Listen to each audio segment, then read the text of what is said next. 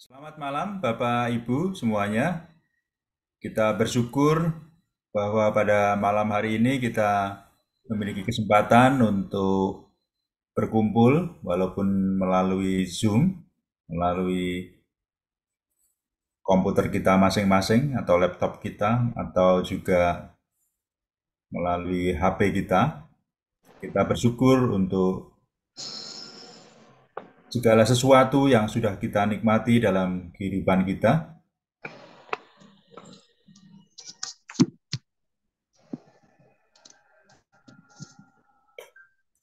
Buka HP, pesan makanan, dan lain-lain. Buka peta dan aktif bertanya agar tidak tersesat.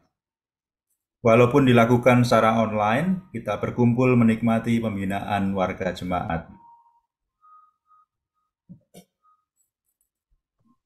Sekedar mengingatkan tentang konteks kehidupan kita yang seringkali mengalami pencobaan ya.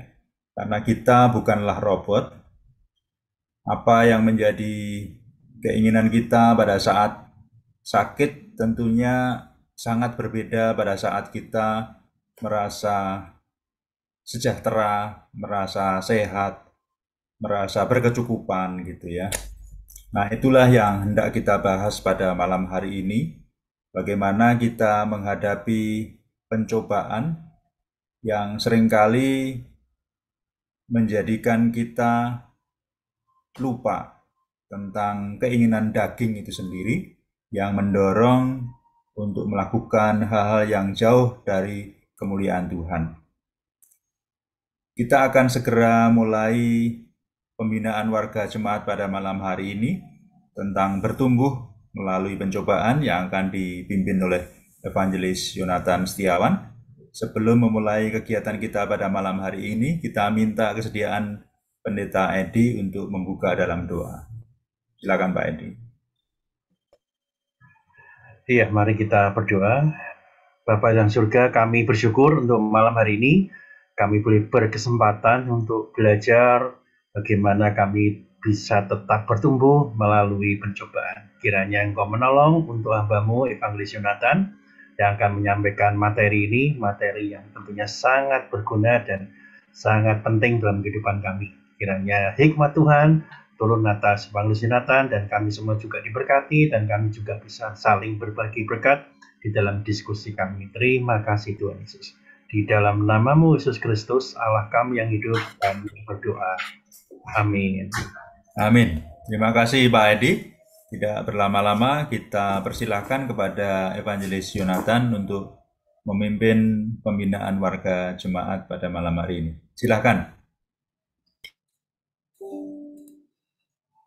Ya. Baik, selamat malam Bapak Ibu yang dikasihi oleh Tuhan Yesus. Saya senang sekali pada kesempatan hari ini kita boleh bersama-sama belajar dengan tema di dalam pencobaan ya. Nah, berbicara tentang pencobaan yang membuat kita semakin bertumbuh. Nah, itu dasarnya ya. Bagaimanakah pencobaan itu membuat kita untuk bertumbuh terus di dalam iman Kristen, iman Kristiani kita. Pasti kita ya setiap kehidupan manusia itu pasti mendapatkan pencobaan ya. Pasti mendapatkan pencobaan itu kita tidak bisa mengelaknya ya. Dalam setiap kehidupan kita maupun ya maupun tidak pasti kita juga mempunyai dan pasti problem kita juga di dalam setiap pencobaan.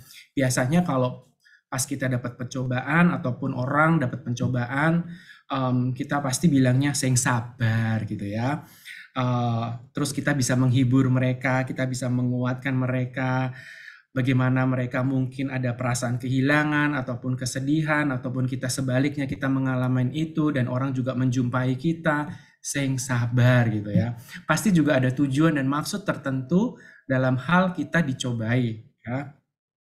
Lalu di dalam bagaimanakah kita melihat pencobaan itu sebagai wujud, sebagai bagaimanakah Tuhan memberikan pencobaan itu sebagai wadah ataupun sebagai tempat untuk kita boleh bertumbuh bersama-sama di dalam pencobaan ini.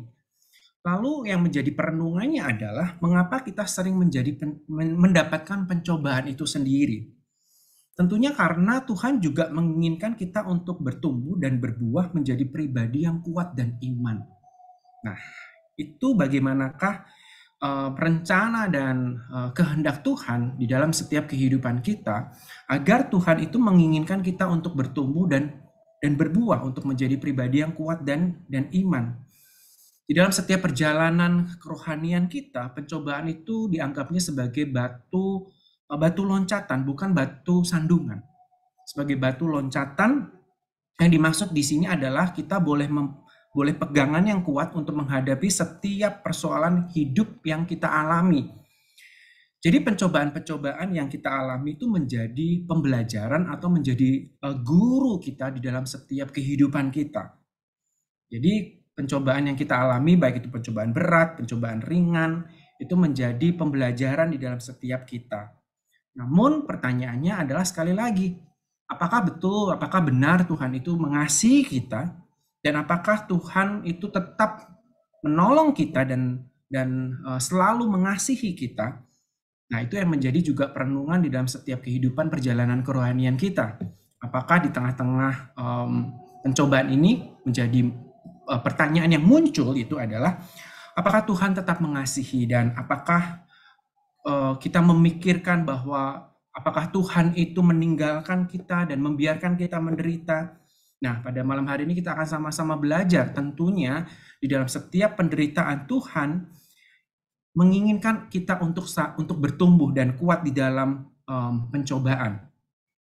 Berbicara tentang pencobaan dan pengujian, kira-kira nih untuk jemaat sekalian, Bapak Ibu, apakah perbedaan antara pencobaan dan pengujian?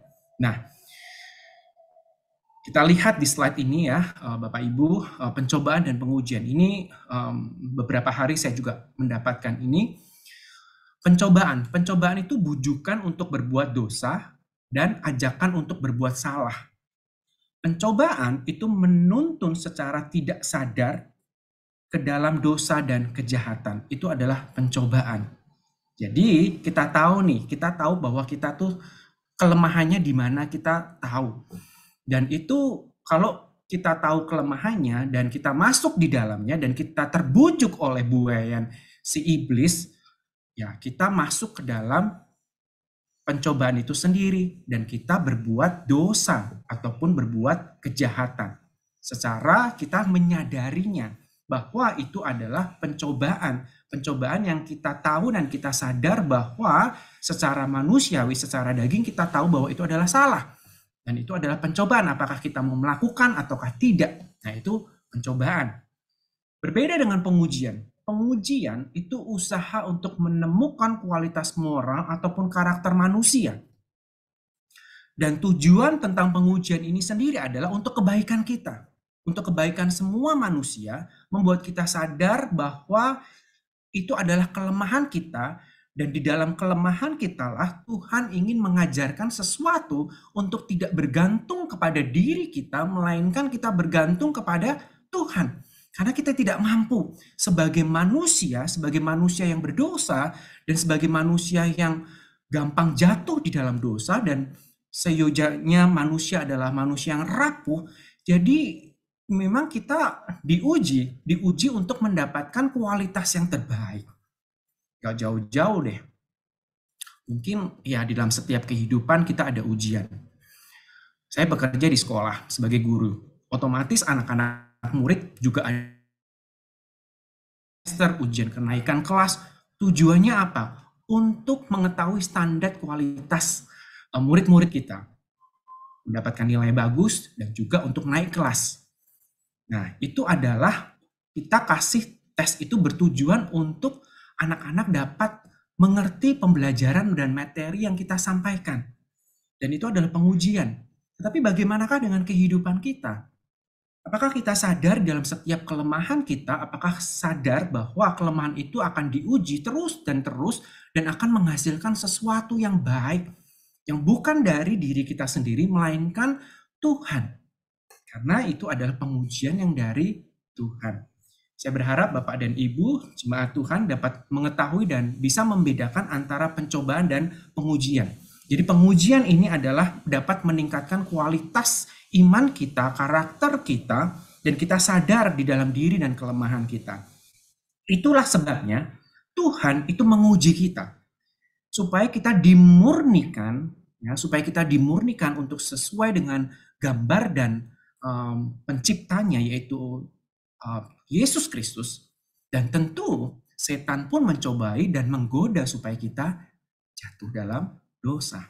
Nah, setan tahu di dalam setiap kelemahan kita. Tetapi pengujian ini sendiri, Tuhan memberikan kita pengujian dan pencobaan untuk mendewasakan iman kita agar kita dimurnikan. Namun bagaimanakah tanggapan kita sebagai anak-anak, sebagai murid-murid Tuhan Yesus? Murid-murid Tuhan Yesus ataupun kita semuanya yang percaya kepadanya, Tuhan mengajarkan kita untuk menjadi kudus. Di dalam 1 Petrus 1:15-16 dikatakan, tetapi hendaklah kamu menjadi kudus di dalam seluruh hidupmu sama seperti Dia yang kudus, yang telah memanggil kamu, sebab ada tertulis, kuduslah kamu sebab aku kudus. Jadi Bapak Ibu jemaat yang sekalian, pencobaan ini dialami oleh kita semuanya agar kita dikuduskan oleh Tuhan. Karena Allah itu adalah kudus, kita dipanggil semuanya untuk menjadi kudus. Namun di dalam setiap pengudusan ini, seringkali dan kerap kali kita jatuh di dalam dosa. Namun kita harus menyadarinya bahwa Allah itu kudus, Allah itu memanggil kita, maka kita harus kudus sama seperti Allah yang kudus. Allah itu membenci dosa. Allah itu membenci dosa dan bukan hanya sesuatu yang memalukan atau kekalahan, melainkan sebagai sesuatu yang mendukakan oleh Tuhan. Dan inilah akar dari semua kekudusan yang benar. Jadi Bapak Ibu jemaat, kebencian ini yang dibenci oleh Tuhan, yaitu dosa. Dosa itu bukan sesuatu yang memalukan atau kekalahan. Tapi Allah ingin mengajarkan kita bahwa dosa itu mendukakan akan Tuhan. Tuhan ingin mengajarkan kita untuk kudus di hadapan Tuhan. Karena Allah itu adalah kudus. Lalu di dalam pencobaan ini apakah kita bisa melompati itu dan kita bisa kudus, tetap kudus di hadapan Tuhan. Nah, ini tidaklah mudah Bapak Ibu sebagai orang-orang yang percaya dan kita masuk ke dalam kekudusan, di dalam pengudusan Allah, di dalam setiap perjalanan kehidupan kita pasti ada banyak pencobaan, ada banyak ujian. Tapi Allah juga mengajarkan kita untuk hidup kita semakin kudus di hadapan Tuhan. Lalu, bagaimanakah caranya untuk menanggapi pencobaan itu sendiri agar kita bisa bertumbuh sebagai pengikut Kristus? Dan kita harus memahami bahwa pencobaan-pencobaan ataupun ujian-ujian itu kita boleh menganggapnya sebagai kebenaran. Kebenaran sebagai pencobaan yang datangnya dari Allah untuk memurnikan setiap kehidupan kita. Kita tidak meminta untuk datangnya pencobaan atau pengujian. Tetapi setiap kehidupan kita ada pencobaan dan pengujian. Dan kita harus memahami di dalam pengujian itu kita menjadi pengikut Kristus, menjadi murid Kristus. Karena pengujian ataupun pencobaan itu adalah kebenaran Allah agar iman kita, kehidupan kita boleh bertumbuh di dalam Tuhan itu sendiri. Lalu yang menjadi pertanyaan ataupun mungkin kita akan belajar bersama-sama pada malam hari ini, bagaimanakah pernyataan Alkitab mengenai pencobaan? Apa yang Alkitab pelajari ataupun apa yang Alkitab bicarakan tentang mengenai pencobaan ini. Yang pertama yang kita akan pelajari yaitu dari Yakobus.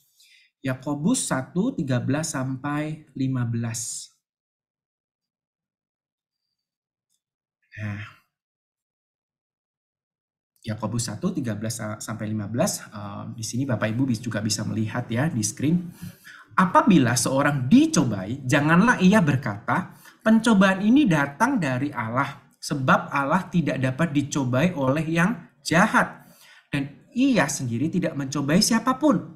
Tetapi tiap-tiap orang dicobai oleh keinginannya sendiri, karena ia diseret dan dipikat olehnya. Dan apabila keinginan itu telah dibuai, ia melahirkan dosa.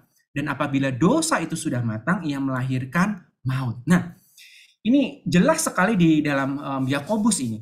Jadi pencobaan ini datang dari Allah, sebab Allah tidak dapat dicobai oleh jahat, dan ia sendiri tidak mencobai siapapun. Jadi Bapak Ibu, kalau kita lihat di dalam konteks ini, pencobaan ataupun seorang diuji. Jadi timbul keinginan. Timbul keinginan itu ya adanya sebuah godaan ataupun hawa nafsu dan akan melahirkan dosa. Dan dosa itu akan menjadi kebiasaan. Dan kebiasaan itu akan menimbulkan kematian ataupun melahirkan maut. Nah, ini di dalam konteks Yakobus, yaitu timbul keinginan untuk berbuat dosa. Tadi di awal-awal itu kita sudah melihat bagaimanakah pencobaan dan pengujian.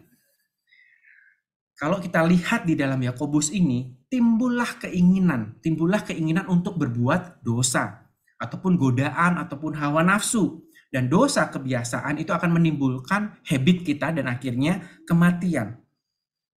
Ya. Lalu berbeda dengan ujian. Ujian yaitu meningkatkan iman kita. Meningkatkan iman kita dan ketaatan dan ketekunan, dan kita mendapatkan mahkota kehidupan. Nah, jadi kita bisa melihat dan lebih jelas ya dari Yakobus tadi. Yakobus tadi kalau kita sudah baca itu pencobaan itu timbul keinginan untuk melakukan dosa, tergoda dengan dosa, hawa nafsu, dan kalau kita tidak menyadarinya hari lepas hari dan kita sudah menjadi kebiasaan, itu akan menjadi sebuah kebiasaan yang buruk dan akan menimbulkan kematian dan maut. Itu di dalam Yakobus. Tapi di dalam ujian itu sendiri itu akan memberikan kita lebih kuat lagi di dalam iman kita, pertumbuhan kita, dan ketaatan dan ketekunan, dan akhirnya kita mendapatkan mahkota kehidupan. Betul sekali, Tuhan memang menguji setiap manusia. Tetapi yang membedakan adalah motif dalam menguji, itulah yang membedakan dari pencobaan itu sendiri.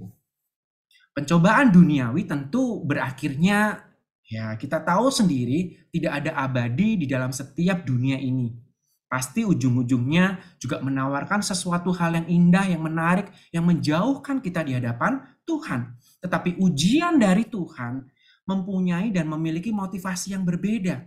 Meskipun kita jatuh bangun, tetapi tujuan dari ujian itu sendiri, Tuhan ingin menguatkan iman kita. Dan itulah yang membedakan. Tuhan menguji setiap kehidupan manusia untuk kita hidup dan taat kepada Tuhan. Dan itu yang membedakan dari Tuhan. Tuhan mencerminkan ujiannya atau mencoba iman orang percaya, tetapi tidak pernah dalam arti mencobai orang percaya untuk berbuat dosa. Nah, ini perbedaannya. Kalau kita hidup dalam duniawi, meskipun kita mendapatkan pencobaan atau ujian, ujung-ujungnya pasti kita berbuat dosa. Pasti kita meninggalkan Tuhan. Kita tidak memiliki hubungan yang baik kembali kepada Tuhan. Karena kita maunya instan, karena kita meninggalkan Tuhan. Tetapi kalau kita terus hidup di dalam Tuhan, meskipun kita dicobai, namun kita tidak melakukan dosa. Karena kita bersandar kepada Tuhan. Karena kita hidup di dalam ketaatan Tuhan. Jadi kita tidak melakukan dosa. Karena kita tahu Allah mengajarkan kita untuk hidup kudus. Allah mengajarkan kita di dalam setiap pencobaan, di dalam setiap ujian ini, itu sebuah pembentukan iman kita agar kita utuh di dalam Tuhan dan kita tidak melakukan dosa. Nah, memang itu adalah susah sekali Bapak Ibu ketika datang ujian dan pencobaan dan kita hidup di dalam kekudusan Allah dan berharapnya kita tidak berbuat dosa. Tapi memang terkadang itulah pergumulan setiap kehidupan manusia yang tidak lepas dari setiap dosa, setiap keinginan dan hawa nafsu. Tapi kita harus berani untuk menyatakan dan berani untuk bertindak di dalam setiap pencobaan, di dalam setiap ujian ini, kita hidup taat kepada Tuhan. Nah, ini menjadi penggelitikan di dalam setiap kehidupan kita dan juga saya. Ketika pencobaan itu datang, ketika ujian itu datang, apakah kita mau hidup di dalam kekudusan Allah dan mau untuk tidak melakukan dosa. Nah, itu memang berat sekali setiap kehidupan umat Kristen, setiap umat percaya kepada Tuhan, tetapi kita dipanggil untuk bertumbuh bersama-sama, kita dipanggil untuk menyatakan iman kita kepada Tuhan di tengah situasi dan kondisi pencobaan dan ujian itu.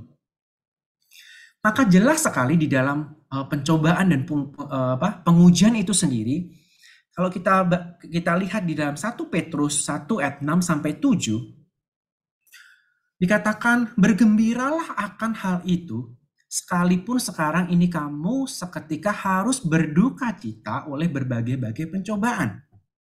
Maksud semuanya itu ialah untuk memurnikan kemurnian imanmu yang jauh lebih tinggi nilainya daripada emas yang fana, yang diuji kemurniannya dengan api sehingga kamu memperoleh puji-pujian dan kemuliaan dan kehormatan pada hari Yesus Kristus menyatakan dirinya. Wah, kalau kita lihat dan kita baca di dalam 1 Petrus ini, bergembiralah akan hal itu, sekalipun ini kamu seketika harus berduka cita oleh berbagai pencobaan. Kayaknya nggak mudah dan berat sekali Bapak Ibu untuk kita bergembira di tengah-tengah pencobaan dan duka cita. Tapi yang Tuhan mau adalah bahwa ini akan membuktikan kemurnian iman kita jauh lebih tinggi nilainya daripada emas yang fana. Yang terus dimurnikan, yang terus diterpa, sehingga kita layak, sehingga kita boleh benar-benar hidup di dalam Kristus. Kalau kita membayangkan sebuah periuk ataupun bejana orang membikin gelas ataupun keramik, bagaimanakah proses itu tidaklah mudah Bapak Ibu.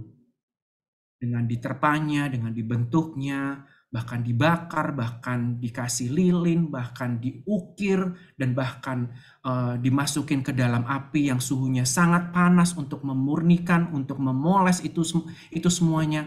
Dan akhirnya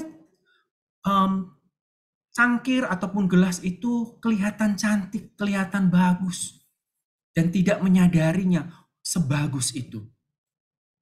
Kita bisa membayangkan kalau tanah liat itu bisa ngomong, bisa memberontak, tidak kuat tentang proses step by step-nya, karena tidak tahu bagaimanakah kita melihat ujung-ujungnya. Kalau kita sudah lihat, wah bagus sekali keramiknya, wah bagus sekali gucinya, itu adalah hal yang kita lihat dari belakangnya. Tetapi kalau kita lihat dari proses pembuatannya dari awal, dari tanah liat, dari dibentuk, dari sampai api dan segalanya, itu tidaklah mudah. Namun bagaimanakah dengan kehidupan kita? Di sini di 1 Petrus yang sudah kita baca, bergembiralah. Jadi tidak mudah untuk bergembira di tengah-tengah proses pencobaan dan pengujian itu. Tetapi di sini dikatakan dan diingatkan kita semuanya bahwa itu semuanya membuktikan kemurnian iman kita. Ketika kita mendapatkan pencobaan dan pengujian itu, bahwa Kristuslah yang dinyatakan, bahwa kekuatan itu timbul dari Yesus Kristus, yang kita boleh kuat, yang kita boleh bersama-sama berjalan bersama dengan Tuhan yang tidak pernah meninggalkan kita. Saya selalu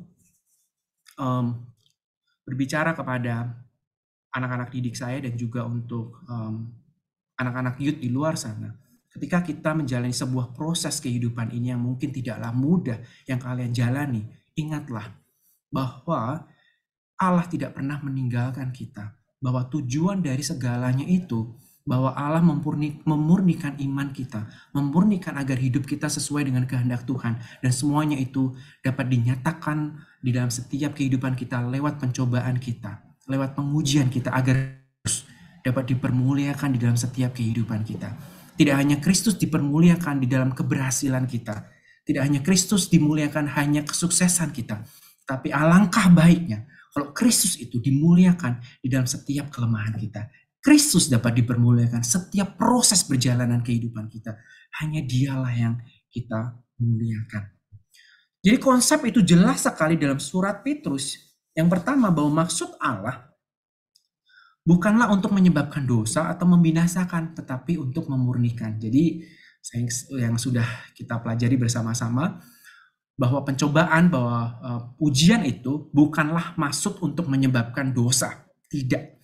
Tetapi untuk memurnikan akan kualitas iman kita di dalam setiap pertumbuhan kehidupan kita. Saya tidak bisa membayangkan kalau kita tidak bertumbuh.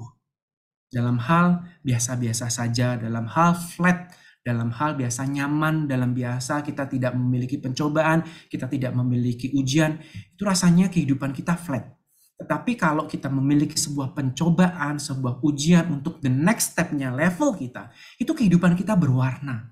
Itu kehidupan kita tuh tidak menggampangkan akan kehidupan kita yang kita tidak mungkin kita lalui. Tetapi di dalam pencobaan atau pengujian kita bisa melihat akan karya Yesus dalam setiap kehidupan kita. Bahwa Yesus tidak pernah meninggalkan kehidupan kita. Lalu apa arti dari kata pencobaan itu? Yang pertama yaitu Allah tidak pernah menjadi sumber dan pencobaan yang jahat. Sesuatu pencobaan hanya dapat menggoda karena keinginan kita sendiri. Tadi jelas di dalam Yakobus, pencobaan hanya dapat menggoda dan karena keinginan kita sendiri. Keinginan kita sendiri lebih kuat daripada apa kata Tuhan. Ya mungkin tidak usah ke gereja. Ya mungkin kita tidak usah membaca firman Tuhan. Ya mungkin kita jauh dari dalam komunitas. Kita terus mengejar hal-hal duniawi. Dan kita masuk ke dalamnya. Dan lalu kita melupakan Tuhan. Nah inilah pencobaan yang hanya dapat menggoda oleh keinginan kita sendiri. Kita harus berhati-hati Bapak Ibu. Karena pencobaan itu jelas bukan datangnya dari Allah. Datangnya dari Allah, pencobaan dan pengujian itu sendiri memurnikan kehidupan kita. Dan tidak berbuat dosa. Tetapi kalau keinginan kita sudah menginginkan dosa, nah itu pencobaan datangnya dari diri kita sendiri, jelas itu. Setiap pencobaan itu adalah tipu muslihat untuk menyeret dan memikat keinginan kita. Dibuai, indah sekali dan kita masuk ke dalam perangkapnya. Mungkin awal-awalnya kita tidak apa-apa. Kita jauh dari komunitas. Kita jauh dari kebenaran firman Tuhan. Kita tidak mau mendengarkan kebenaran firman Tuhan. Awal-awal kita menikmati. Tetapi kalau kita sudah menjauhkan itu, lama-kelamaan kita sudah menjadi kebal untuk tidak mengindahkan akan firman dan kebenaran Tuhan. Dan dosa itu akan menyeret dan memikat akan kehidupan kita.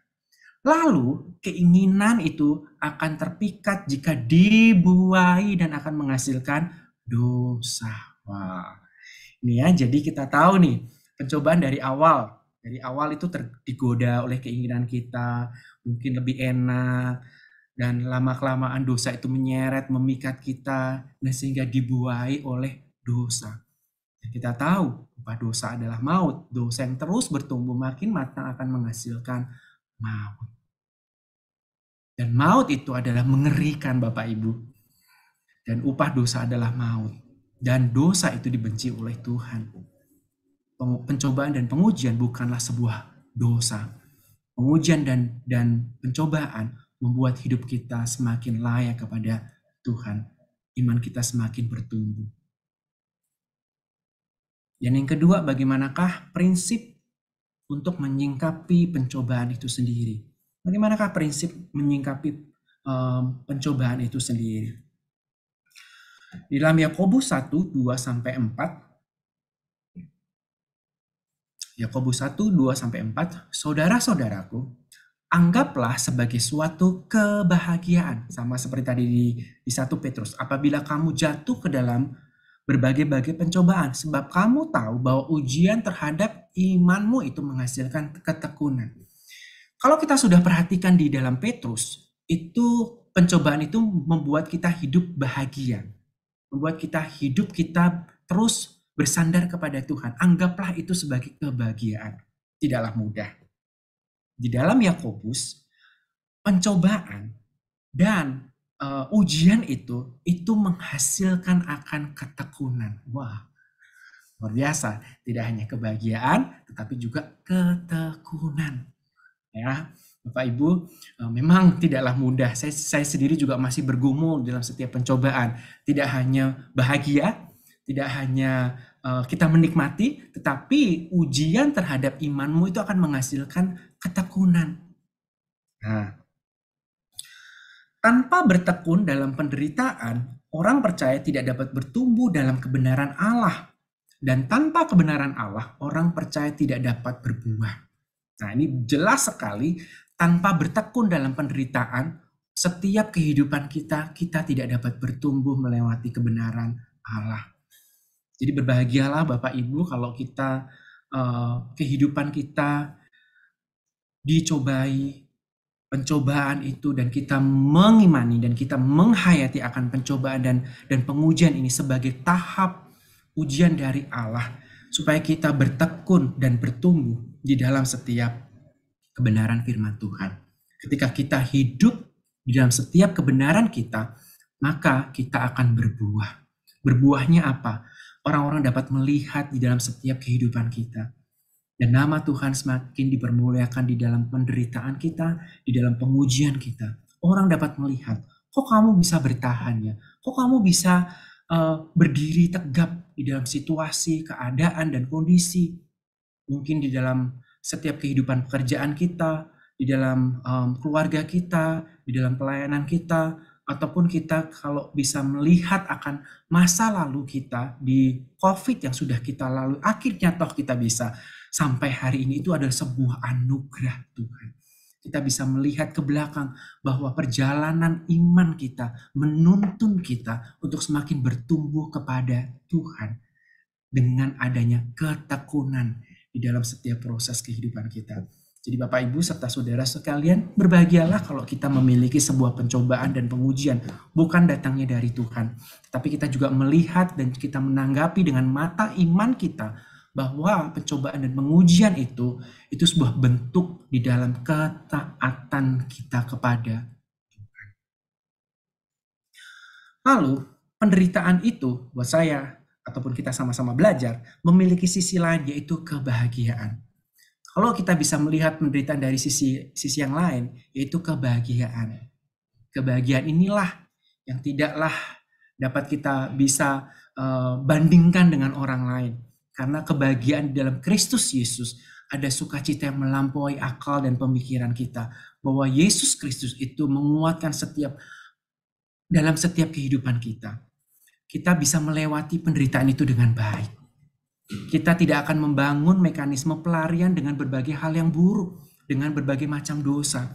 Tetapi Tuhanlah yang menjadi sumber kebahagiaan kita. Ketika penderitaan itu hadir, ketika itu pencobaan itu hadir, kita bisa melihat bahwa itu adalah sisi kebahagiaan setiap umat yang percaya kepada Yesus Kristus. Dengan iman kita dengan baik. Jadi Bapak Ibu, maukah kita dapat mengimani ini bahwa penderitaan yang kita alami sekarang itu yaitu memiliki kebahagiaan. Kebahagiaan bersama dengan Yesus Kristus.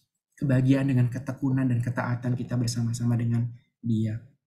Poin yang kedua, penderitaan sebagai proses menuju ketekunan.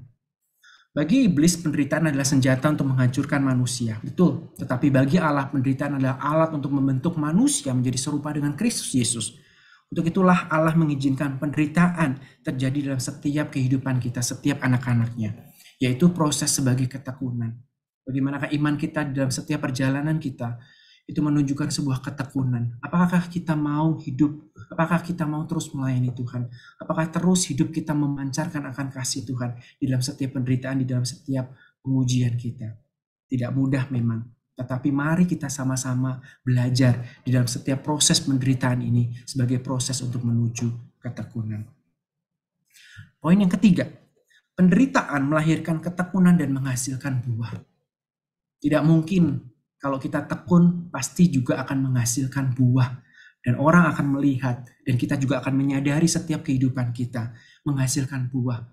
Menghasilkan buahnya dalam hal kita semakin dekat kepada Tuhan. Kita semakin mengandalkan kehidupan kita kepada Tuhan. Karena kita tekun. Itu menjadi matang dan menghasilkan buah yang menjadikan kita semakin sempurna sebagai anak-anak Allah. Kita dimurnikan.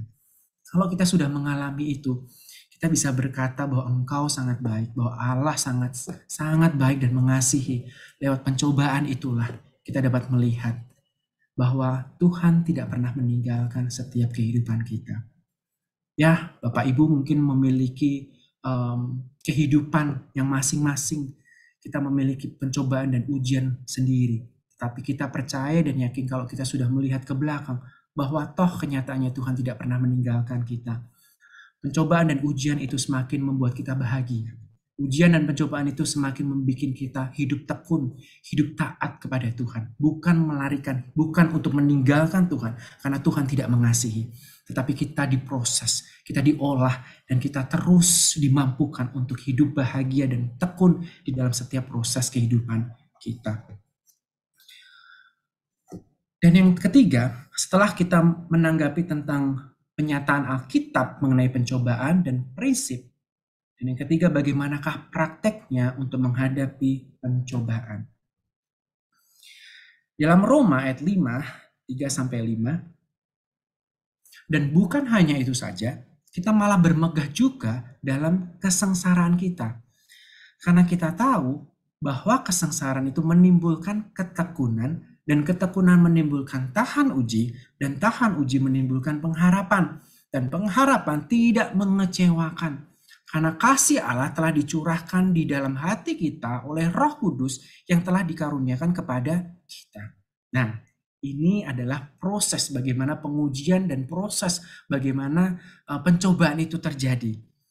Kita malah bermegah di dalam kesengsaraan kita. Wah, itu juga sesuatu hal yang tidak mudah, dan itu menjadi cerminan dan menjadi sebuah jawaban dan sebuah orang-orang dapat melihat kita. Kok bisa ya di dalam pencobaan itu, di dalam setiap ujian itu, kita bermegah, bahagia gitu ya. Bahwa kesengsaraan itu akan menimbulkan ketekunan, dan ketekunan menimbulkan tahan uji, dan tahan uji itu menimbulkan pengharapan, dan pengharapan tidak mengecewakan. Karena apa? Karena kasih Allah telah dicurahkan di dalam setiap kehidupan kita. Jadi Bapak Ibu, setiap ujian, setiap pencobaan itu membuahkan buah hasil yang baik. Menimbulkan akan pengharapan yang tidak pernah mengecewakan. Dan ini adalah kebenaran firman Tuhan yang kita bisa lihat dan kita bisa lalui hari lepas hari. Bahwa setiap ujian, dalam setiap pencobaan itu mendapatkan atau pengharapan yang tidak pernah sia-sia.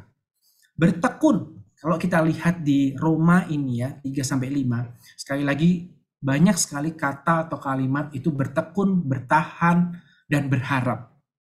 Bertekun, sungguh-sungguh dan berpegang teguh kepada Tuhan ketika ada masalah yang dihadapi. Nah, ada banyak orang di luar sana, ketika kita sudah percaya kepada Tuhan, tetapi di tengah perjalanan kita tidak bertekun kepada Tuhan. Kita meninggalkan Tuhan. Nah, banyak sekali orang-orang yang seperti itu. Namun bagaimanakah iman kita kembali kepada Tuhan? Sungguh kita harus berpegang teguh kepada Tuhan ketika ada masalah yang terjadi dalam setiap kehidupan kita. Kualitas iman kita ditingkatkan lagi untuk bertumbuh. Tidak hanya bertumbuh iman kita, tetapi kita semakin bergantung kepada Tuhan dan tidak melarikan diri di dalam proses perjalanan kehidupan kita. Setelah bertekun, kita bertahan. Bertahan yang artinya adalah seseorang yang tidak mundur. Seseorang yang tidak mundur, seseorang yang tidak give up. Apapun ujiannya dari Tuhan yang terjadi dalam setiap kehidupan kita, jadilah itu sebagai meditasi atau sebagai penghayatan kita untuk melihat kemurnian dan kualitas diri kita. Apakah saya bertahan dalam setiap ujian? Apakah saya bahkan tidak tahan dan bahkan melarikan diri ketika pencobaan, ketika itu ujian datang dalam setiap kehidupan? Apakah saya mau bertahan terus? Dan ini menjadi sebuah meditasi atau sebuah penghayatan setiap perjalanan kehidupan kita untuk melihat akan kemurnian dan kualitas diri kita. Tuhan terus memoles, Tuhan terus memurnikan iman kita. Sampai kapan? Sampai Tuhan memanggil kita. Dan itu selesai, Tuhan memurnikan. Kita harus tahu dan kita harus pahami. Kita harus bertekun dan bertahan. Dan berharaplah kepada Tuhan. Berharap yang artinya mempercayakan setiap kehidupan kita kepada Tuhan. Dengan harapan, dengan pengharapan, Tuhan pasti tolong dan pasti ada jalan keluar. Meskipun kita merasakan tidak ada jalan keluar, tetapi damai sejahtera yang melampaui segala akal pikiran manusia itu akan memenuhi setiap kehidupan kita. Dan itu menjadi kebahagiaan dalam setiap kehidupan kita yang berbeda dengan orang-orang yang di luar sana yang tidak pernah mengenal Tuhan. Jadi berharaplah kepada Tuhan. Jadi Bapak Ibu, jemaat yang dikasihi oleh Tuhan Yesus Kristus, Mari kita bertekun, dan mari kita bertahan, dan mari kita berharap kepada Allah yang hidup, yang tidak pernah meninggalkan kita, meskipun pencobaan dan ujian itu hadir dalam setiap kehidupan kita. Tapi kita bisa menghadapinya dengan bertekun, dengan bertahan, dan berharap. Lalu bagaimanakah kita mengantisipasi itu semuanya? Mematahkan pola pencobaan dan bertekun di dalam disiplin rohani. Nah, disiplin rohani itu juga sangat penting Bapak, Ibu, serta Saudara. Disiplin rohani yang artinya adalah kita hidup di dalam disiplin. Disiplin kerohanian kita yang harus kita maintain setiap hari. Kita tidak mungkin bertumbuh secara instan. Pasti bertumbuh itu secara disiplin. Disiplin di dalam berdoa, disiplin di dalam kita merenungkan firman Tuhan, disiplin kita juga membaca kebenaran firman Tuhan, di dalam gema ataupun di dalam apapun itu kita berdisiplinkan rohani, agar kita bisa mematahkan pencobaan-pencobaan yang dunia ini semakin membuai kita untuk jauh kepada Tuhan. Dan kita harus mengantisipasinya dengan disiplin rohani. Tentu Bapak Ibu serta jemaat Tuhan, disiplin rohani ini pasti udah tahu ya bagaimanakah kita bisa memaintain kehidupan kita. Setelah kita mengantisipasi, lalu atasi itu. Sumbernya dari mana? Kalau kita sudah tahu kelemahan kita, ya kita jangan untuk melakukannya. Mungkin sumber kita ini adalah keuangan. Mungkin sumber kita ini adalah pekerjaan.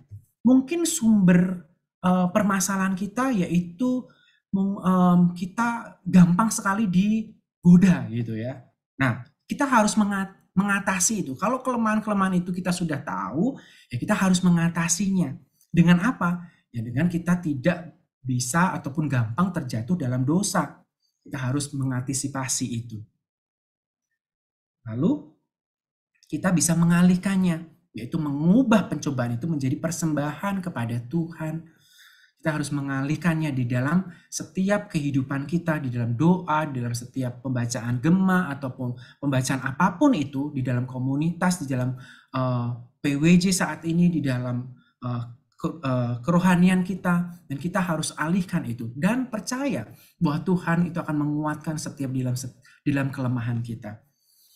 Dan akuilah itu. Ketika kita berbuat dosa dan tahu kelemahan kita, kita harus mengaku dosa. Kalau tidak, kita mengaku kepada Tuhan, kita akan terus jatuh di dalam dosa. Karena kita tidak mengakui. Kita tidak mengakui akan kelemahan kita kepada Tuhan. Kalau di dalam doa kita mengakuinya, Tuhan akan menguatkan. Tuhan akan memberikan kita kekuatan yang di luar dari akal pemikiran kita untuk dijauhkan dari dosa itu sendiri. Karena dosa itu adalah dibuat oleh keinginan kita sendiri. Lalu Tuhan ketika kita berdoa, ketika kita mengaku dosa kita, Tuhanlah yang mengingatkan kita. Tuhanlah yang menguatkan kita. Sehingga kita terjauh dari dosa. Jadi bagaimanakah kita mematahkan pola pencobaan itu sendiri? Kapan, di mana, siapa, apa yang saya peroleh, apa yang saya lakukan. Nah, jadi ini yang menjadi perenungan kita. Bagaimanakah kita caranya mematahkan pola pencobaan itu? Kapan? Saya paling mudah tergoda untuk melakukan dosa itu. Nah, ini menjadi perenungan setiap kehidupan kita. Kita tahu kelemahan kita. Kita tahu kekurangan kita. Kapan saya paling mudah tergoda untuk melakukan dosa itu? Dan di mana saya paling mudah tergoda untuk melakukan dosa itu? Dan siapa di dekat saya ketika saya paling mudah tergoda untuk melakukan dosa itu? Apa yang sedang dialami ketika saya paling mudah tergoda untuk melakukan dosa itu? Dan apa yang saya peroleh dari dosa tersebut sehingga membuat saya tergoda? Dan apa yang saya lakukan untuk mematahkan pola pencobaan itu? Nah, ini step by step yang kita bisa renungkan pada malam hari ini di dalam setiap kehidupan kita. Kapan paling mudah tergoda? Apakah itu keuangan? Apakah mungkin itu di dalam keluarga? Apakah itu pekerjaan? Apakah itu mungkin relasi bisnis kita? Apapun itu bisa menjadi alat mudah untuk kita tergoda di dalam dosa itu. Dan di mana apapun itu dan waktu pun semuanya itu bisa membuat kita tergoda untuk melakukan dosa. Dan siapa? Kita juga harus melihat akan komunitas kita. Komunitas yang sehat akan membuat hidup kita lebih utuh, lebih sempurna, dan lebih taat lagi kepada Tuhan.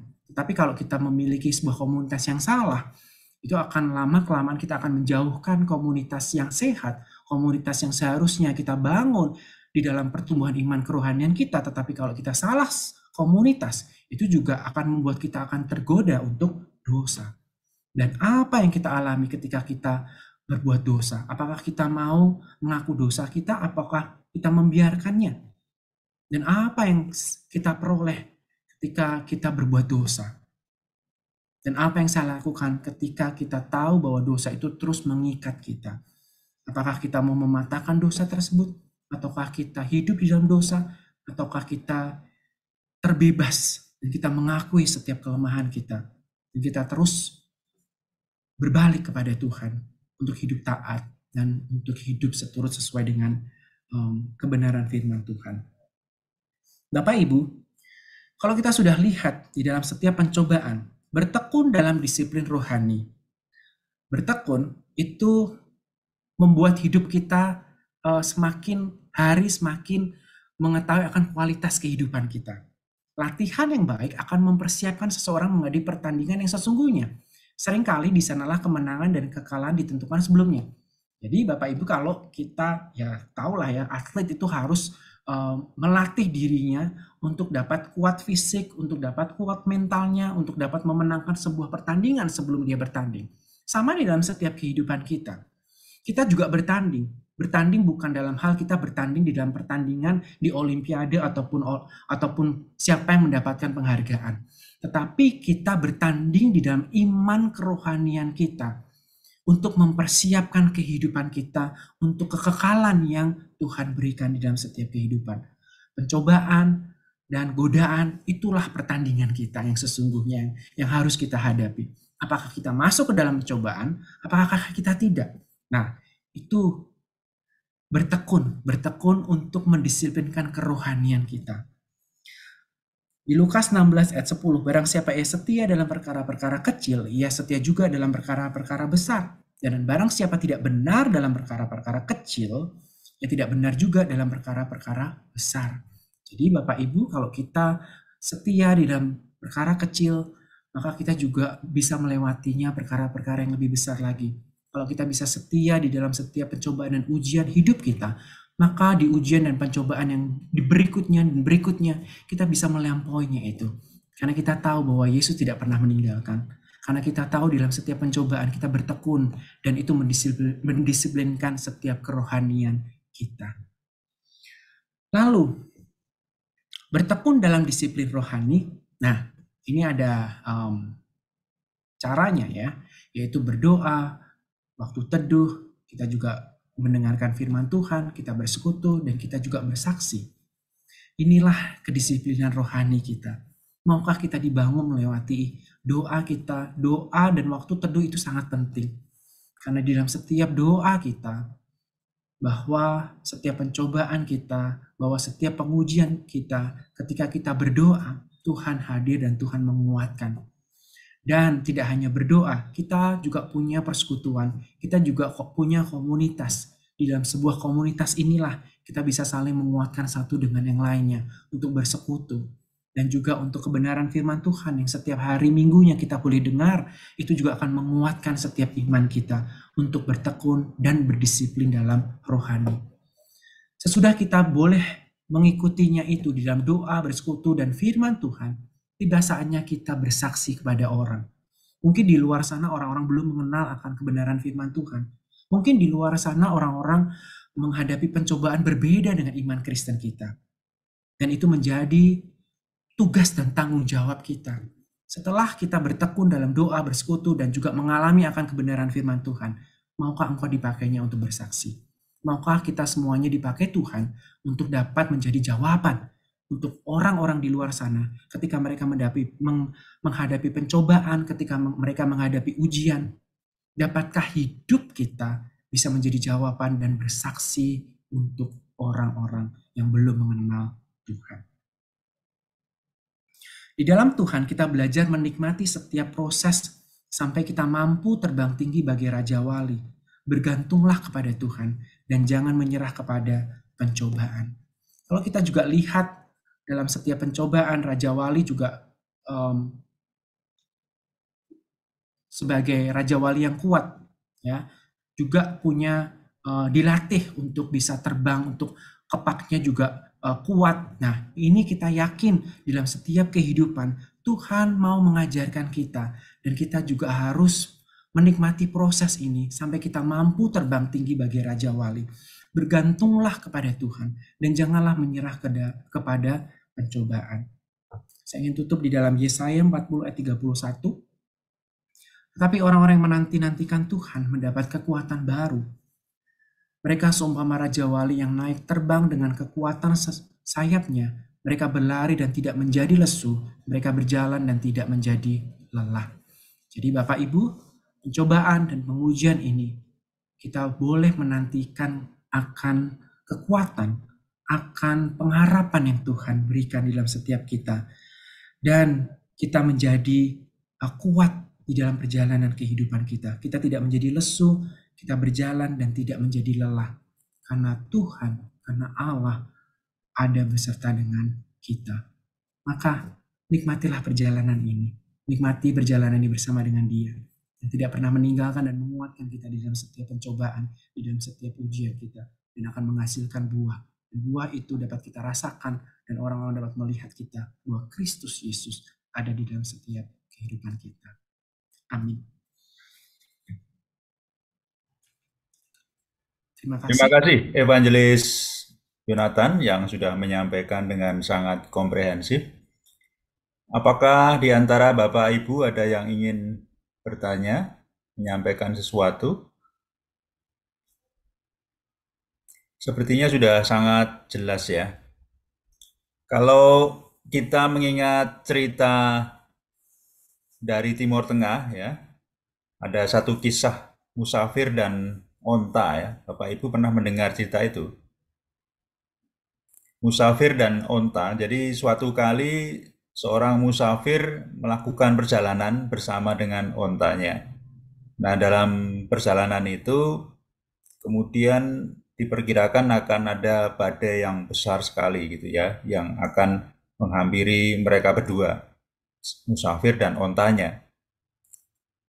Pada saat akan ada badai itu, kemudian musafir membuka tendanya. Tendanya kecil gitu, cukup untuk dia saja gitu. Dia perlu membuka tenda karena dia tidak ingin matanya nanti penuh dengan debu ya, berdebu pasir yang luar biasa banyaknya itu selama berjam-jam gitu ya. Nah, pada saat dipasang itu, kemudian datanglah badai yang memang betul-betul seperti yang diperkirakan gitu ya.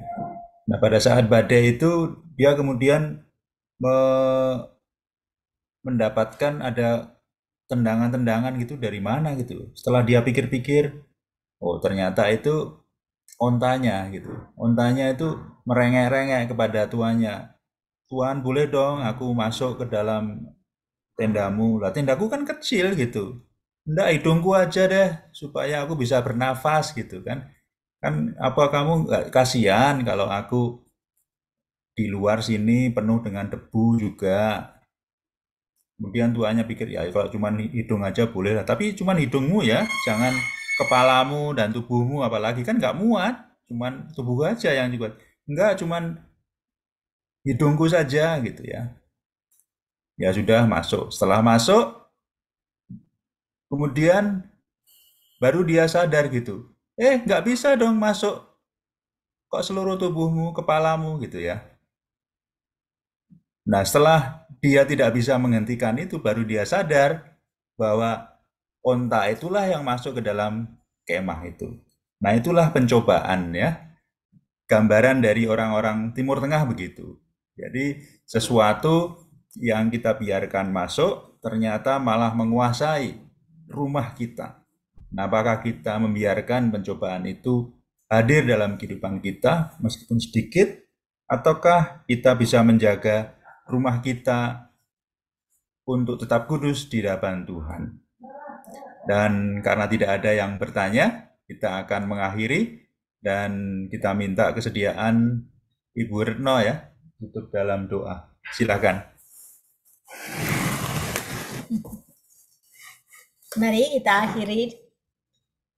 Bapa kami yang di surga, kami mengucapkan syukur dan terima kasih karena waktu yang bisa kami dapatkan untuk bersekutu dalam persekutuan pembinaan warga jemaat. Terima kasih untuk Evangelis Yonatan yang sudah menyampaikan firman Tuhan dan renungan hari ini. Semoga kami pun mampu melakukannya dan tidak berhenti dalam keputusasaan saat kami mengalami pencobaan. Biarlah kami tetap berjalan sesuai dengan waktunya dan dengan berpengharapan kepadamu ya Tuhan. Jika sebentar kami akan mengakhirinya, kiranya Tuhan akan memberkati kami saat tidur kami malam ini, supaya esok pagi kami boleh bangun dan kembali untuk bisa beribadah di gerejamu, dan kami semua dapat mempersiapkan hati kami. Terima kasih Tuhan Yesus, hanya di dalam namamu kami berdoa dan bersyukur. Amin.